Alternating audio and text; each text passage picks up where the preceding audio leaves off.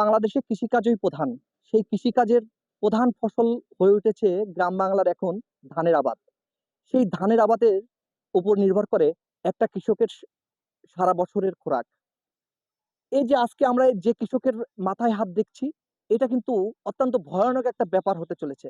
সিরাজগঞ্জ জেলার কামারখন্দ উপজেলার চর কামারখন্দ গ্রামের এই যে মোহাম্মদ আলী কৃষক, তিনি কিন্তু এই যে ২৮ ধান গেড়েছিলেন তার ৩ বিঘা জমিতে।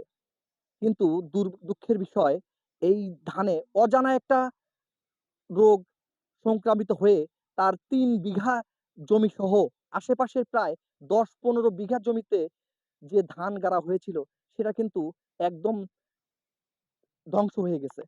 আমরা যতটুকু জানতে পেরেছি, এই যে ধান দেখা যাচ্ছে এখন সোনালী, দেখাতে চাই আপনাদের। এই যে এই ধানটা কিন্তু কোনো দানা নেই, এটা কিন্তু একদম চিটা হয়ে গেছে। মানে টোটাল এই যে এখানে যে ৩ বিঘা অথবা আশেপাশে ৫-৭ বিঘা সহ আরো অন্য পাশে রয়েছে ৭-৮ বিঘা, সবগুলো ধান কিন্তু এই নষ্ট হয়ে গিয়েছে। এতে করে কৃষকের লক্ষ টাকার উপরে কিন্তু ক্ষতি হয়ে গেছে। তারা যে সারা বছর খাবে সেই ধান কিন্তু তারা আর পেল না। আমরা একটু জানতে চাইবো, এই যে আপনার এই যে ধান গেড়েছিলেন, কি পরিমাণ ক্ষতি হয়েছে আপনার? চরম ক্ষতি হয়েছে। আমার এই ৩ বিঘা জমি প্রায় আমার ২০-২২ হাজার টাকা খরচ হয়ে গেছে। তো একবারই মার, আমার কিছুই তো হয়নি। এ ব্যাপারে কি এ ধান যখন এই পোকা আসে, এই যে সংক্রামিত হচ্ছে, তখন কি কৃষি পরামর্শ নিয়েছিলেন? কৃষি পরামর্শ নিচ্ছি, এই যে ওষুধ লেহা দিছিল, বিএস লেহা দিছিল, এটা আমি স্প্রে করে দিছি। দেওয়ার পরেও তো এই অবস্থাই। হ্যাঁ। যখন এই যে এখন সম্পূর্ণ যে নষ্ট হয়ে গিয়েছে, এরপরে কি কৃষি কর্মকর্তা এসেছিল, তারা কি বলে গেল?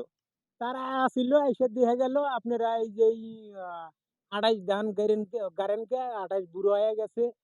অনেক ২০ বছর আগেকার ধান। এই ধান বাদ দিয়ে অন্য ধান ব্যবস্থা নেন।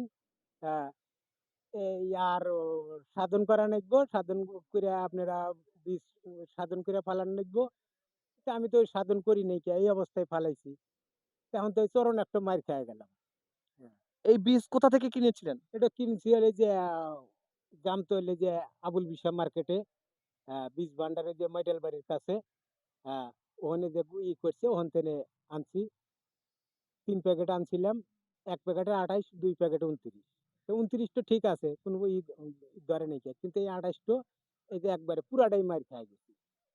এতে করে যে এই যে ২৮ এর যে ক্ষতি হয়ে গেল, কৃষি কর্মকর্তাও এসেছিল। ওনারা কি এই যে আপনার যে ক্ষতি, এই ক্ষতির জন্য কোনো সাহায্য সহযোগিতা করতে না, চাইছে কিনা? তা কিছু কয় নাই। তা কিছু কইল না, হেরা সাজেশন দিয়া গেল। এই আমার হাতে পরামর্শ কইরেন। বা সাজেশন দিয়া গেল, এই পর্যন্তই। কোনো তা কয় প্রণোদনা দেওয়ার না, ব্যাপারে? না, তা কোনো আমাকে কিছু বইলা যায় নাই। দর্শক, শুনতেই পেলেন আসলে আমরা যতটুকু জানি যে একটা কৃষকের যদি বেশি পরিমাণ কোনো ফসলের ক্ষতি হয়, তাহলে তা কিন্তু অনেক সময় আমরা দেখি যে কৃষি অফিস থেকে কিছু সুযোগ সুবিধা অথবা কিছু প্রণোদনা দেওয়ার ব্যবস্থা থাকে। কিন্তু এক্ষেত্রে কিন্তু এই যে কৃষক, তাকে কিন্তু কোনো উৎসাহিত করা হয়নি যে আপনার এই যে ফসলের ক্ষতি হলো, আমরা আপনাকে পরবর্তীতে কোনো প্রণোদনা দেওয়ার চেষ্টা করব। আসলে আমরা যারা এই কৃষক পরিবারের সন্তান রয়েছি, তারা কিন্তু এই যে সারা বছরের এই যে যে অ খাবার, এই ধান থেকে কিন্তু আসে। আমরা চাই এই কৃষক যেন তার ক্ষতিগ্রস্ত যে হয়েছে, সে কিন্তু নিজে থেকে অ্যা ধান কেনেনি। বাজারে যেটা সরকারের অনুমোদন আছে, সেই ধানই কিন্তু কিনেছিল। কিন্তু কেনার পরেও দেখা গেল যে তার এই ক্ষতি হয়েছে। অথচ কৃষি উপজেলা কৃষি কর্মকর্তা তাকে কোনো সুযোগ সুবিধা অথবা কোনো কিছু আ প্রণোদনা দেওয়ার ব্যাপারে কিন্তু কোনো আগ্রহ দেখাননি। আমরা চাই এই কৃষকের যে ক্ষতি হয়েছে, এরা এই ১০-১৫ বিঘা যে ধানের যে ক্ষতি হয়েছে, উপজেলা কৃষি কর্মকর্তা অথবা জেলা কৃষি কর্মকর্তা যেন তাদের কিছু প্রণোদনা দেওয়ার ব্যবস্থা করে। আমিরুল ইসলাম, বৈশাখী সংবাদ, কামারখন্দ, সিরাজগঞ্জ।